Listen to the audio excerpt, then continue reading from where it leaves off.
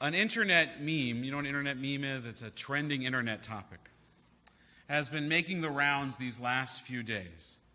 It reads humorously, "Dear God, if you want us to impeach Trump, give us a sign, like blot out the sun in the next couple of days." It's funny. It's gallows humor in a kind of way. I assume infuriating to some as well. But whether you laugh or cry or are engaged or enraged, the underlying premise that a solar eclipse, like the one we will experience Monday, is a sign from God is rooted in Torah and ancient astronomy. By the way, just that statement, the solar eclipse we will experience Monday, illuminates, no pun intended, well, I kind of intended it, illuminates my point. That certainly we have, that the certainty that we have that the sun is rising and setting in its proper position in the heavens is in itself very much an act of faith. In his book, A Rumor of Angels, Peter Berger writes of the child who wakes up in the middle of a nightmare. His mother runs to comfort him. There, it's okay, everything will be all right. And Berger asks the question in his book, can she really be so sure that everything is going to be all right?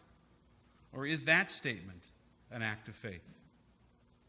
I don't know for certain that the moon will eclipse the sun late Monday morning.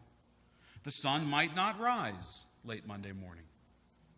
But I have faith that it will. My confidence that the system set up by God or nature or whatever you believe is the source of order in our natural world, that faith is what allows me to sleep at night. If I wasn't certain that there would be a tomorrow, I highly doubt that I would make it through today, let alone be able to rest my head on my pillow at night. But for our ancient ancestors, who lacked the scientific understandings of these things, a cosmic anomaly like a solar eclipse was a sign of great uncertainty and perhaps doom. Kings trembled when they saw an eclipse. In the Bible, King Hezekiah was on his deathbed, and he prayed for healing and as a sign that would be healing of his illness. And God sent a sign in the form of a shadow that fell upon his house. The son of Charlemagne, Louis, most likely died during an eclipse on May 5th, 840. French king Louis XIV, the Sun King, who chose the sun as his emblem, ironically died after an eclipse. And it's no wonder that Shakespeare thought that an eclipse was, to quote, a stain on the sun that portended no good. And likewise, our Jewish ancestors were afraid of eclipses. The sages of the Talmud were sure that it was human behavior, human sinfulness, to be exact, that caused eclipses. Rabbi Jeffrey Salkin, our scholar in residence this coming November, and whose essay on this topic enumerated the above examples I just shared, notes also, the darkness of the sun arouses the worst of our primitive fears, that the sun is leaving, that darkness will be permanent. For that's the origin of the word eclipse. It comes from the Greek word for abandonment. If you look closely at the evening prayer in the Ma'ariv Aravim that Noam just read for us so beautifully earlier in our service, and you did it really beautifully. Your Hebrew is excellent. It's there to help us cope with our fear of the dark, our fear of nighttime. Listen to the words of it in English. God rolls light in front of darkness and darkness in front of light, and causes day to pass and brings on the night. Have no fear. It is God and not a demon who creates the night. God will bring back the day as well. You can rest easy. The sun will rise again in the morning. But what if God is absent? What if God, in the words of the great theologian Martin Buber, is hiding the divine face, eclipsed by our actions towards God's world, towards God's beloved creation, towards our fellow human beings? What if we blot out God? What if we are the eclipse?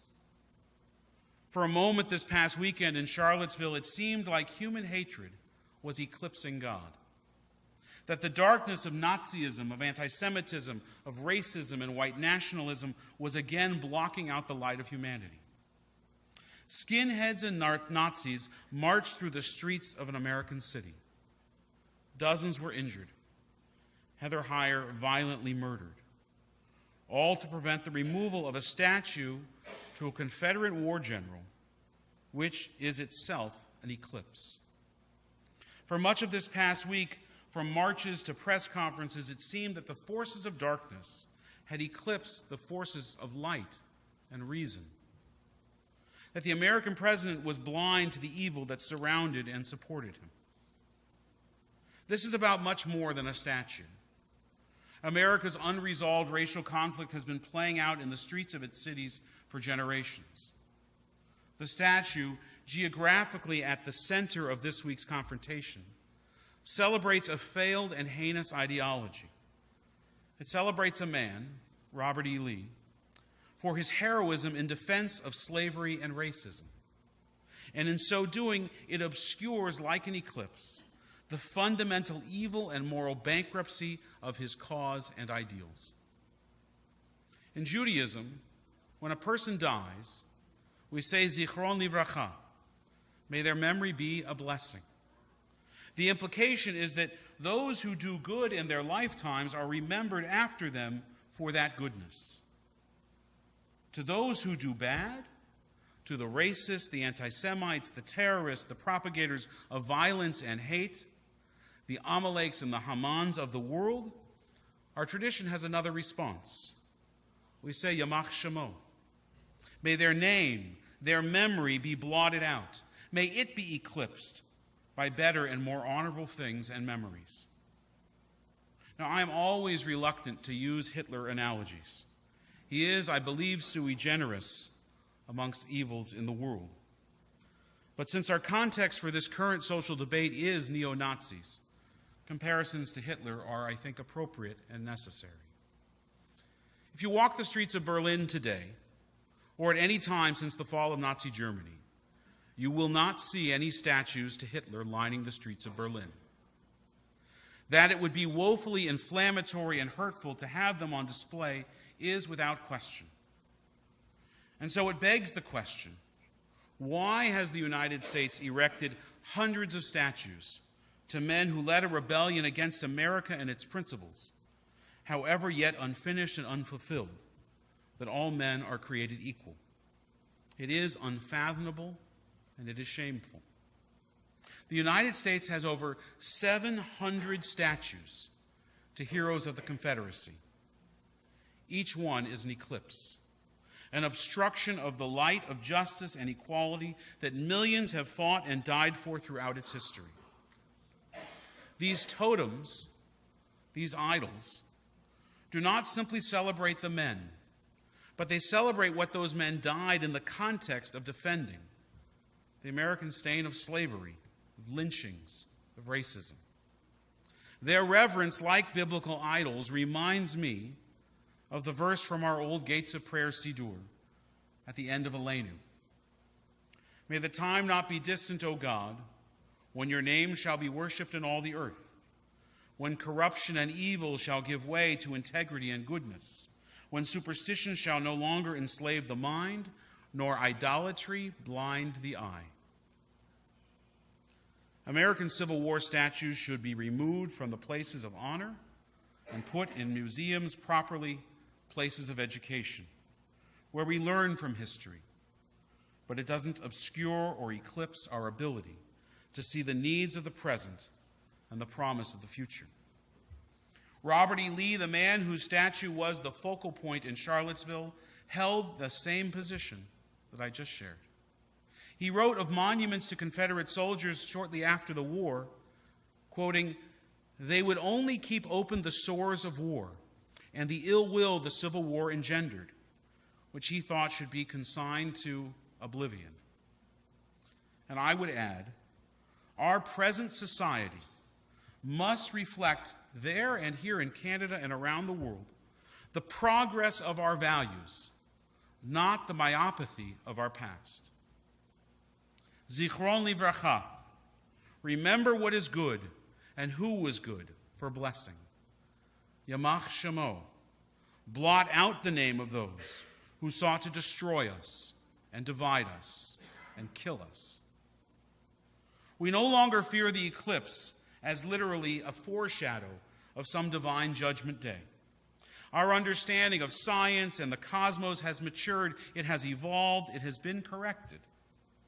We don't think the world is flat anymore, nor that our actions can reorder the stars in the heavens. And those that do, those that hold on to these failed theories and simply wrong-headed ideas with no basis in reason or reality, let alone science, we reject them without impunity. It's just wrong, and it has no place in our world today.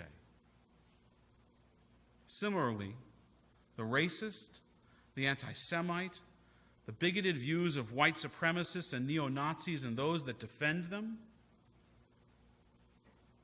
they have no place.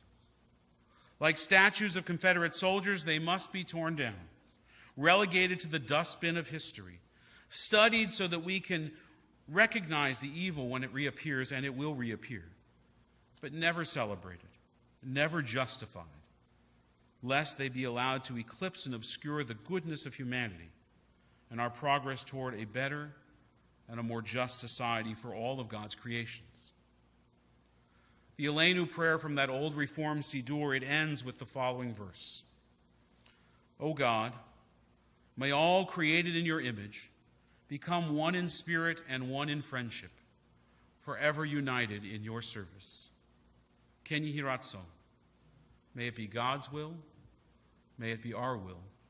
Amen. Baruch Tiyeh. Our service continues with Aleinu, page 586. Please rise.